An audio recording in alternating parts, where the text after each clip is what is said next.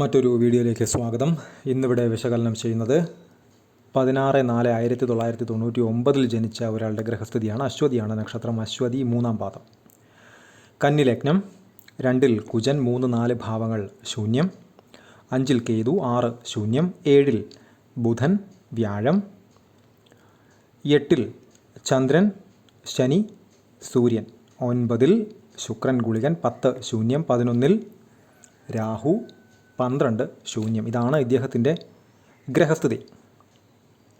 ഈ ഗ്രഹനില പരിശോധിക്കുന്ന സമയത്ത് പൊതുവേ കന്നി ലഗ്നം എന്ന് പറയുമ്പോൾ അധിപൻ ബുധൻ നീചനായി നിൽക്കുന്നു. കുഴപ്പമില്ല, ഭയപ്പെടേണ്ടുന്ന നീചനാണ് എന്നതുകൊണ്ട് ഭയപ്പെടേണ്ടുന്ന സാഹചര്യങ്ങളൊന്നുമില്ല. തുടക്കത്തിൽ കുറച്ച് സ്ട്രഗിൾസ് ഉണ്ടാവുകയും പിന്നീടത് മാറി കാര്യങ്ങൾ അനുകൂലമായി വർക്കാവുകയും ചെയ്യും. ഇത് പ്യൂർലി ഹംസയോഗം കൊടുത്ത് നിൽക്കുന്ന വ്യാഴമാണ്. അപ്പോൾ അതിനോടൊത്ത് നീചനായിട്ട് ഒരു ഗ്രഹം ഉള്ളത് കൊണ്ട് തന്നെ ആദ്യം ഒരല്പം ഡിലേ, താമസം ഉണ്ടാകും വ്യക്തി സംബന്ധമായിട്ടുള്ള ഉയർച്ച പോലെയുള്ള കാര്യങ്ങൾക്ക്. അപ്പോൾ അതിനുശേഷം അത് ഗ്രാജുവലി വർക്കാവുക തന്നെ ചെയ്യും, ഗുണപ്രദമായിരിക്കും. അതിൻ്റെ നേട്ടങ്ങൾ ഈ വ്യക്തിക്ക് തീർച്ചയായിട്ടും ഉണ്ടാകും. കാരണം പ്രസ്തുത വ്യാഴം ഒപ്പം നിൽക്കുന്ന ബുധനും ലഗ്നത്തിലേക്ക് ദൃഷ്ടി ചെയ്യുന്നുണ്ട്. വളരെ വളരെ നല്ലത് തന്നെയാണ്. എന്നാൽ ഇദ്ദേഹത്തിൻ്റെ ചന്ദ്രൻ നിൽക്കുന്നത് ശനിയോടൊത്താണ്. കുജൻ്റെ ക്ഷേത്രത്തിൽ അത് സൂര്യനോടൊത്താണ്. അപ്പോൾ അവിടെ സൂര്യൻ, ശനി, ചന്ദ്രൻ കോമ്പിനേഷനാണ് 8-ൽ നിൽക്കുന്നത്. അവിടേക്ക് ഗുളികൻ്റെ 12-ാമത്തെ ദൃഷ്ടിയുമുണ്ട്.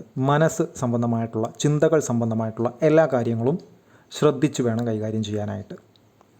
ലഗ്നാൽ 5-ൽ കേതു ഉണ്ട്. രാഹുവിൻ്റെ സ്വാഭാവികമായിട്ടുള്ള ദൃഷ്ടി അങ്ങോട്ടെത്തും. ചന്ദ്രൻ സൂര്യൻ കോമ്പിനേഷനിൽ നിന്നുകൊണ്ട് ശനി 10-ാം ദൃഷ്ടി ലഗ്നാൽ 5-ലേക്ക് നടത്തുന്നു. അതിവിടെ എത്തുമ്പോൾ നല്ല ദൃഷ്ടിയാണ്, ശനിയുടെ തന്നെ ക്ഷേത്രത്തിലാണ്. പക്ഷേ അവിടെ കേതു ഉള്ളത് കൊണ്ടും രാഹുവിൻ്റെ ദൃഷ്ടി ഉള്ളത് കൊണ്ടും കേതു രാഹു ശനി കോമ്പിനേഷനായിട്ട് മാറും. അപ്പോൾ ഇത്തരം ആളുകൾ ചിന്തകൾ കൃത്യമാണ് എന്ന് ഉറപ്പുവരുത്തുക. ക്രൂഷ്യൽ ആയിട്ടുള്ള സിറ്റുവേഷൻസിൽ എടുക്കുന്ന തീരുമാനങ്ങളിൽ പിഴവുകളില്ല എന്ന് ഉറപ്പിക്കുക. 5-ലൊക്കെ കേതു നിന്ന് കഴിഞ്ഞാൽ എടുക്കുന്ന തീരുമാനങ്ങൾ റോങ് ആയിട്ട് വരും. പിന്നീട് എടുക്കുന്ന സമയം അത് ശരിയായിരിക്കും, പിന്നീട് അല്പം കഴിഞ്ഞ് അല്ലെങ്കിൽ കുറേ കഴിഞ്ഞ് അത് തെറ്റായിരുന്നുവെന്ന് ബോധ്യപ്പെടുന്ന സാഹചര്യങ്ങളിലൂടെ സഞ്ചരിക്കേണ്ടതായിട്ട് വരാം. 5-ലെ കേതു ചിന്തകളെ സ്വാധീനിക്കും. രാഹുവിൻ്റെ ദൃഷ്ടി കൂടിയുള്ളത് കൊണ്ട് ശരിയാണ് എന്നുള്ള ബോധ്യത്തിൽ തെറ്റായിട്ടുള്ള തീരുമാനങ്ങൾ എടുക്കാൻ പ്രേരിപ്പിക്കും. അപ്പോൾ അങ്ങനെയുള്ള സമയത്ത് ചിന്തകളെ ഒരല്പം സ്ലോ ഡൗൺ ചെയ്യുക, അല്പം വേഗത കുറച്ച് ചിന്തിക്കുക. കൃത്യമായിട്ട് അതിൻ്റെ നെഗറ്റീവ്സ് എന്ത്, പോസിറ്റീവ്സ് എന്തെന്ന് മനസ്സിലാക്കിയ ശേഷം ഒരു തീരുമാനമെടുത്താൽ അതുമായി മുന്നോട്ട് പോവുക. ഇത്തരം രീതിയിൽ ഇതിനെ കറക്റ്റ് ചെയ്യാവുന്നതാണ്. ഉപരി 11-ലാണ് രാഹു നിൽക്കുന്നത്, ലാഭസ്ഥാനത്താണ്. 3, 6, 8, 11 ഭാവങ്ങളിലെ രാഹു ഒരുപാട് ആളുകൾക്ക് ധാരാളം ഗുണങ്ങൾ ചെയ്യുന്ന രാഹുവുണ്ട്. എന്നാലും ഇല്യൂഷൻസാണ് രാഹു, മായാവിദ്യകളുള്ള ഛായാഗ്രഹം. അപ്പോൾ അതുകൊണ്ട് തന്നെ ലാഭകരമായിട്ടുള്ള പ്രവർത്തനങ്ങളൊക്കെ ചെയ്യുന്ന സമയത്ത് അത് കൃത്യമാണ് എന്ന് ഉറപ്പ് വരുത്തുക. അതുപോലെ തന്നെ രാഹുവിനെ ആക്ടിവേറ്റ് ചെയ്യാൻ കൃത്യമായിട്ട് ചെയ്യേണ്ടുന്ന രീതികളുണ്ട്. അത് ചെയ്തു പോയി കഴിഞ്ഞാൽ രാഹു ഗുണമായി തന്നെ ഭവിക്കും 11-ൽ നിൽക്കുന്നത് കൊണ്ട്. അതുപോലെ തന്നെ ഇദ്ദേഹത്തിൻ്റെ 11-ലേക്ക് വ്യാഴത്തിൻ്റെ 5-ാമത്തെ ദൃഷ്ടിയുണ്ട്. അത് അവിടെ എത്തുമ്പോൾ ഉച്ചദൃഷ്ടിയാണ്. രാഹു അവിടെ ഉണ്ട്. രാഹു തിരിച്ച് വ്യാഴത്തെയും 9-ാം ദൃഷ്ടി നടത്തുന്നുണ്ട്. എന്നിരുന്നാൽ തന്നെയും കമ്പാരിറ്റീവ്ലി ഇവിടെ പവർ കൂടുതൽ വ്യാഴത്തിനായതുകൊണ്ടും അത് ഹംസമഹായോഗം കൊടുക്കുന്നത് കൊണ്ടും 5-ാം ദൃഷ്ടി ആയിക്കോട്ടെ, 7-ാം ദൃഷ്ടി ആയിക്കോട്ടെ, 9-ാം ദൃഷ്ടി ആയിക്കോട്ടെ, അത് പവർഫുൾ ദൃഷ്ടികൾ ആണ്. മൈനസ് നീചനായ ഒരു ഗ്രഹം അവിടെ നിൽക്കുന്നു എന്നത് ഒഴിച്ച്.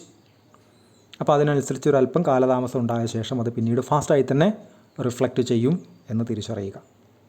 അതുപോലെ തന്നെ മുൻപ് ഒരുപാട് വീഡിയോകളിൽ പറഞ്ഞിട്ടുള്ളതാണ് ചന്ദ്രൻ ശനി, ചന്ദ്രൻ രാഹു, ചന്ദ്രൻ കേതു, ചന്ദ്രൻ ഗുളികൻ കോമ്പിനേഷൻ മനസ്സുമായി ബന്ധപ്പെട്ട പ്രവർത്തനങ്ങൾക്ക് നല്ലതല്ല എന്ന്. പൊതുവെ മനസ്സിൻ്റെ കാരക ഗ്രഹമാണ് ചന്ദ്രൻ, മാതാവിൻ്റെയും.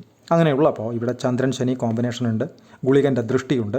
അപ്പോൾ മനസ്സിന് ഏതെങ്കിലുമൊക്കെ രീതിയിൽ ടെൻഷൻ, ഇറിറ്റേഷൻ, ബുദ്ധിമുട്ട്, ഒരസ്വസ്ഥത ഒക്കെ, ഒരു തൃപ്തിയില്ലായ്മ ഒക്കെ ഉണ്ടാവിടുന്ന സാഹചര്യങ്ങൾ ഉണ്ടാകും. അപ്പോൾ അവിടെയെല്ലാം പക്വതയോടെ തന്നെ തീരുമാനങ്ങളെടുക്കാൻ, കാര്യങ്ങളുമായി മുന്നോട്ട് പോകാൻ വേണ്ടുന്ന ശ്രദ്ധ അത്യാവശ്യം തന്നെയാണ്. അതുപോലെ തന്നെയാണ് ഇദ്ദേഹത്തിൻ്റെ ലഗ്നാൽ 9-ൽ ശുക്രൻ നിൽക്കുന്നു. വളരെ നല്ലതാണ്. പക്ഷേ അവിടെ നിർഭാഗ്യവശാൽ ഗുളികൻ ഉള്ളതുകൊണ്ട് ശുക്രനെ ഗുളികൻ ആക്രമിക്കാം. അപ്പോൾ അങ്ങനെയുള്ള സമയത്ത് ഗുളികനുമായി ബന്ധപ്പെട്ട പരിഹാരം നിർബന്ധമായും ചെയ്ത് പോകുക വഴി ഗുളികൻ്റെ നെഗറ്റീവ്സിനെ ഒരു പരിധിവരെ ശമിപ്പിക്കാൻ, തടുത്തു നിർത്താൻ സാധിക്കും. ഗുളികനായതുകൊണ്ട് പരിപൂർണമായും ഒഴിവാക്കാൻ പറ്റില്ല. പക്ഷേ നമ്മളുടെ പ്രവർത്തനങ്ങൾക്ക് ജീവിതത്തിന് വേണ്ടുന്ന രീതിയിൽ ഗുണപ്രദമാക്കി മാറ്റാൻ ഗുളികന് പരിഹാരം ചെയ്യുക വഴി സാധിക്കും. ചെയ്തു കഴിഞ്ഞാൽ ശുക്രൻ ഫ്രീ ആവും. അതിനനുസരിച്ച് ശുക്രൻ അവിടെ നിന്നുകൊണ്ട് ഭാഗ്യസ്ഥാനത്ത് നിൽക്കുന്നത് കൊണ്ട് തന്നെ അതിൻ്റേതായിട്ടുള്ള എല്ലാ ഗുണങ്ങളും ശുക്രൻ അവിടെ കൊടുക്കുകയും ചെയ്യും. പക്ഷേ ഒരു നിർബന്ധമുണ്ട്, ഗുളികനെ അവിടെ ഒതുക്കണം. ഒതുക്കിയാൽ മാത്രമേ ആ ശുക്രനെ കൊണ്ട് ഗുണം ഉണ്ടാവുകയുള്ളൂ. അതേപോലെ തന്നെ ഇദ്ദേഹത്തിൻ്റെ ലഗ്നാൽ 7-ലാണ് ബുധൻ നീചനായിട്ട് ലഗ്നാധിപൻ തന്നെ വ്യാഴത്തോടൊത്ത് നിൽക്കുന്നത്. അപ്പോൾ വിവാഹം കഴിക്കുന്ന സമയത്ത് കൃത്യമായിട്ട് ജാതകങ്ങൾ തമ്മിൽ ചേരുന്നതാണ് എന്ന് ഉറപ്പാക്കി അദ്ദേഹവുമായി കൃത്യമായി സംസാരിച്ച് ഒരേ വേവ് ലെങ്ത്തിൽ പോകുന്നവരാണ് എന്നൊരു ധാരണ ഉണ്ടെങ്കിൽ മാത്രമേ അത്തരം വിവാഹവുമായി ബന്ധപ്പെട്ട് മുന്നോട്ട് പോകാവൂ. അപ്പോൾ അവിടെ നീചനായിട്ടുള്ള ഒരു ഗ്രഹം ലഗ്നാധിപനായിട്ടുള്ളത് കൊണ്ട് തന്നെ എന്തെങ്കിലുമൊക്കെ നീചമായിട്ടുള്ള കാര്യങ്ങൾ ഉണ്ടാകാനുള്ള ഒരു സാധ്യത ഉണ്ട്. അത് ഒഴിവാക്കാൻ വേണ്ടിയിട്ടാണ് അത്തരം ക്രോസ് ചെക്കിംഗ് നടത്തി മുന്നോട്ട് പോകണമെന്ന് പ്രത്യേകം പറയുന്നത്. ഇദ്ദേഹത്തിൻ്റെ ദശകൾ എടുത്തു കഴിഞ്ഞാൽ അശ്വതിയാണ് നക്ഷത്രം. കേതു ദശയിൽ ജനിച്ചു. 2002 വരെ കേതു, അതിനുശേഷം 20 കൊല്ലം ശുക്രൻ 2022 വരെ, അതിനുശേഷം 6 കൊല്ലം സൂര്യൻ 2028 വരെ, അതിനുശേഷം 10 കൊല്ലം ചന്ദ്രൻ 2038 വരെ, അതിനുശേഷം 7 കൊല്ലം കുജൻ 2045 വരെ, ശേഷം രാഹു 2063 വരെ, ശേഷം ഗുരു, ശനി, ബുധൻ എന്നീ ക്രമത്തിലാണ് അദ്ദേഹത്തിൻ്റെ ദശകൾ കടന്നു പോവുക. അതിൽ തന്നെ സൂര്യദശയിൽ ശനിയുടെ അപഹാരമാണ് ഇപ്പോൾ നടക്കുന്നത്. എങ്ങനെയുള്ള സൂര്യൻ, എങ്ങനെയുള്ള ശനി? ലഗ്നാൽ 8-ൽ ചന്ദ്രനോടൊത്ത് നിൽക്കുന്ന സൂര്യനും ശനിയും. ഇതിൻ്റെ പ്രത്യേകത എന്ന് വെച്ചാൽ സൂര്യൻ അവിടെ ഉച്ചനുമാണ്, ശനി അവിടെ നീചനുമാണ്. ഇതാണ് ഇവിടെ ശ്രദ്ധിക്കേണ്ടുന്ന കാര്യം. ഇത് ചന്ദ്രനോടൊത്ത് നിൽക്കുന്ന സമയത്ത് രവിയിൽ ശനി 2026 ജൂൺ 6-ാം തീയതി വരെ, വളരെ കുറച്ച് ദിവസങ്ങൾ കൂടിയേ ബാക്കിയുള്ളൂ. ഈ ദിവസങ്ങളെല്ലാം തന്നെ പൊതുവേ ഈ ഒരു പീരീഡ് വളരെയധികം ശ്രദ്ധിക്കുക. പൊതുവേ സൂര്യൻ, ശനി ശത്രുക്കളാണ്. അതിൽ തന്നെ ഒരാൾ ഉച്ചനായിട്ടാണ് നിൽക്കുന്നത്, അതിലൊരാൾ നീചനുമായിട്ട് നിൽക്കുന്നു. അപ്പോൾ ഈ ഒരു സമയം എല്ലാ കാര്യങ്ങളും ഒരു മിതത്വത്തോടെ, മിതമായി, കൃത്യമായി, വേഗത കുറച്ച് കാര്യങ്ങൾ ചിന്തിച്ച് തെറ്റുകൾ, പിഴവുകൾ, അബദ്ധങ്ങൾ പറ്റുന്നില്ല എന്ന് ഉറപ്പാക്കി അനാവശ്യമായിട്ടുള്ള ചിന്തകൾ ഒഴിവാക്കി കണിശതയോടെ കൃത്യമായി പരിഹാരങ്ങൾ എടുത്തു പോകേണ്ടുന്ന ഒരു സമയമാണ്. കൃത്യമായി പരിഹാരങ്ങൾ എടുത്തു പോയി കഴിഞ്ഞാൽ ധാരാളം ഉയർച്ചയും ഇദ്ദേഹത്തിനുണ്ടാകുമെന്ന കാര്യത്തിൽ തർക്കമില്ല. 10-ാം ഭാവാധിപൻ കൂടാണ് വ്യാഴത്തോടൊത്ത് നിൽക്കുന്നത്. പിന്നീട് അതിൻ്റെ ഗുണങ്ങളും അതിലേക്കുണ്ടാകും. മാത്രവുമല്ല 10ലേക്ക് രാഹുവിൻ്റെ 12ാമത്തെ ദൃഷ്ടിയുമുണ്ട്. അതും കൃത്യമായിട്ട് പരിഹാരം എടുത്തു പോയി കഴിഞ്ഞാൽ പോസിറ്റീവായിട്ട് മാറുകയും ചെയ്യും. കൺസൾട്ടേഷൻ ആവശ്യമുള്ള ആളുകൾക്ക് ഈ നമ്പറിൽ കോൺടാക്റ്റ് ചെയ്യാവുന്നതാണ്.